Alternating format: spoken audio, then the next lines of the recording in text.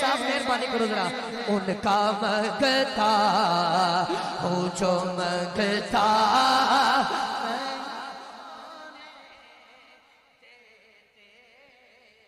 بہت اچھے واہ واہ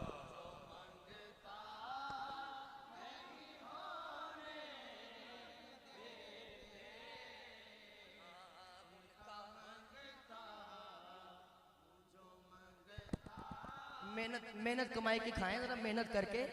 برکت ہوگی برکت ہوگی صحیح چلائیں نہیں تو میرا منڈا نال انہوں باؤ تھے ان کا میں نے صحیح آ رہا پڑھنا تو چلانا سیکھ ان کا منگتا ہوں جو منگتا نہیں ہونے دیتے ایک سائڈ سے رکھو سارا سلسلہ ادھر دھیان رکھنا میں السلام علیکم ورحمۃ اللہ وبرکاتہ۔ تو دوستو آپ نے دیکھا ہوگا، اس کا بکواس سنا ہوگا۔ یہ اعظم قادری ہر جگہ پہ بس چیختا چلاتا ہے یا بکواس کرتا ہے، اس کے علاوہ اس کے پاس بولنے کی ایک ذرہ برابر بھی تمیز نہیں ہے۔ یہ بہت بدتمیزی کے ساتھ ہر بندے کے ساتھ پیش آتا ہے۔ تو دیکھیں یہ محفل میں ساؤنڈ سسٹم چلانے والے کے ساتھ کس طرح بکواس کر رہا تھا کہ صحیح چلاؤ، اس طرح نہ کرو، حلال کما کے کھاؤ گے تو برکت ہوگی۔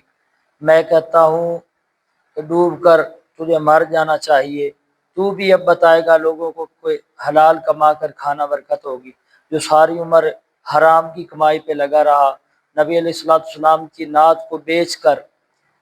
پیسے اپنے جیب میں ڈال کر اپنا پیٹ پالنے والا بھی اب لوگوں کو کہتا ہے کہ حلال کا مال کماؤ۔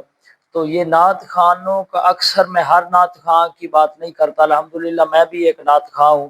میں ہر ایک نعت خواں کی بات نہیں کرتا، اچھے بھی ہیں الحمدللہ، بعمل بھی ہیں، شریعت پہ حضور علیہ السلام کی شریعت پہ عمل کرنے والے بھی ہیں، لیکن اس جیسے لنڈے کے نعت خواں جو ہوتے ہیں وہی ہمیشہ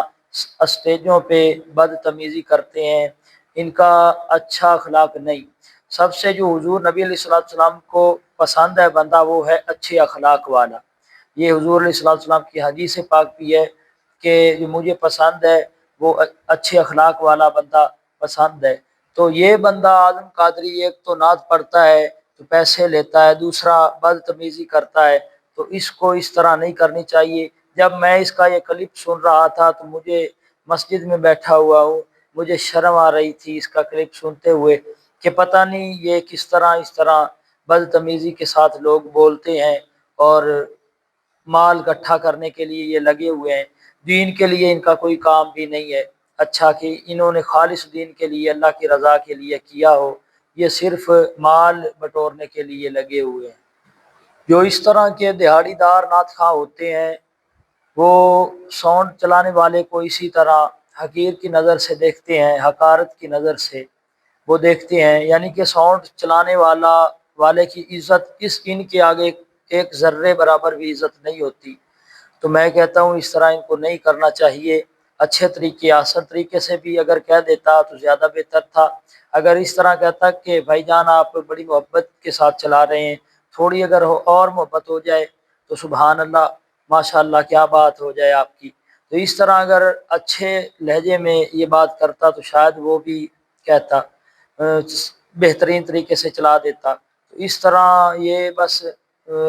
دہاڑی دار لوگ ہوتے ہیں، دہاڑی نکالتے ہیں، کماتے ہیں محافل سے اور نکل جاتے ہیں، اس کے علاوہ ان کا اور دین اسلام کے ساتھ کوئی تعلق نہیں، لوگوں کے ساتھ کوئی تعلق نہیں۔